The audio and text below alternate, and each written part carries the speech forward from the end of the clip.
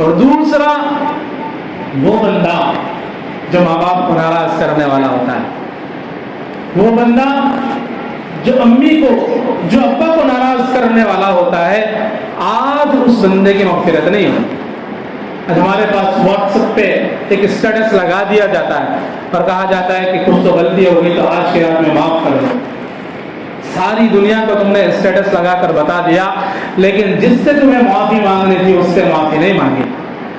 جس سے تمہیں معافی تلافی کروانی تھی ان سے تم نے معافی تلافی نہیں کروائی۔ آ کر مسجدوں میں بیٹھ جاؤ، اپنے پیشانی کو رگڑ رگڑ کر بلیک کالی کر لو اور اللہ کے سامنے کہہ دو معاف کر دو، اللہ معاف نہیں کریں گے۔ جب تک جس بندے کے ماں باپ اس بندے سے ناراض ہیں، جس بیٹے سے جس کے ماں باپ ناراض ہیں، جس بیٹی سے جس کے ماں باپ ناراض ہیں، اگر آج کی رات میں وہ اللہ کے سامنے ساری رات آنسو بہاتا رہے، ساری رات آنسو بہاتی رہے، اللہ آج معاف کرنے والے نہیں ہیں۔ آج ہے معاشرے کے اندر اتنا بگاڑ، اتنی ناراضگیاں پھیل گئی کہ بندہ اپنے ماں باپ سے معافی مانگنے کے لیے تیار نہیں ہے۔ غالباً جمعہ کے دن بولا تھا میں، غالباً جمعہ میں یہ الفاظ بولا تھا کہ اگر تم کامیاب ہونا چاہتے ہو، اگر تم اپنی زندگی کو کامیاب بنانا چاہتے ہو، اگر تم زندگی کی گاڑی کو آگے بڑھانا چاہتے ہو، تم روٹھے رب کو منانا چاہتے ہو، تم دنیا کی ٹاپ لیول کی جو کمپنیاں ہیں ان کمپنیوں کے اندر جاب کرنا چاہتے ہو، تم دنیا کے اندر ٹاپ لیول کے بزنس مین جو ہیں ان لوگوں کی فہرست میں آنا چاہتے ہو، تو کچھ تم کو نہیں کرنا ہے، اپنے ٹیلنٹ کو بھی نہیں دکھانا ہے، اپنی ڈگریوں کو بھی نہیں دکھلانا ہے، تم مانگو معافی، اپنے ماں باپ کے سامنے آؤ اپنے ماں باپ کے سامنے کھڑے ہو جاؤ، ان کے پیر پکڑ لو، پیر پکڑ کر کہہ دو کہ ابا میں نے آپ کو ناراض کیا،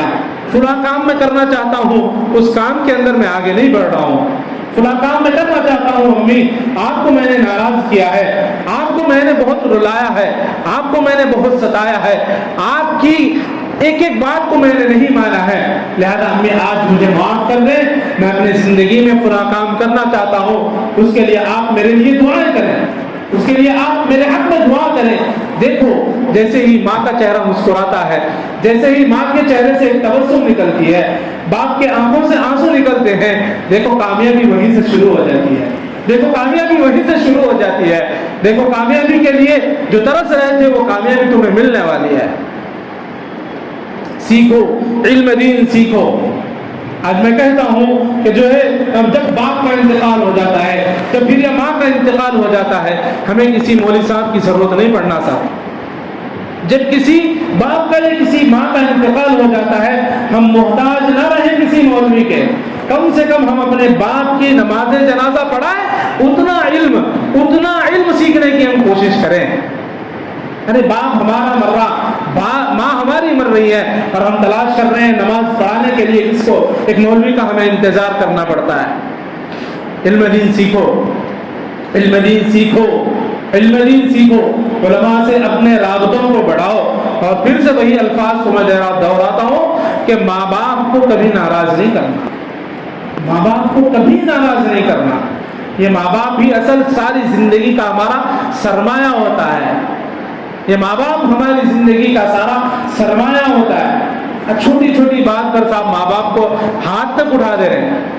کہ باپ نے اپنی زندگی بھر کی جو کمائی ہوتی ہے وہ کمائی تو کر لی، لیکن جب باپ کے مرنے کا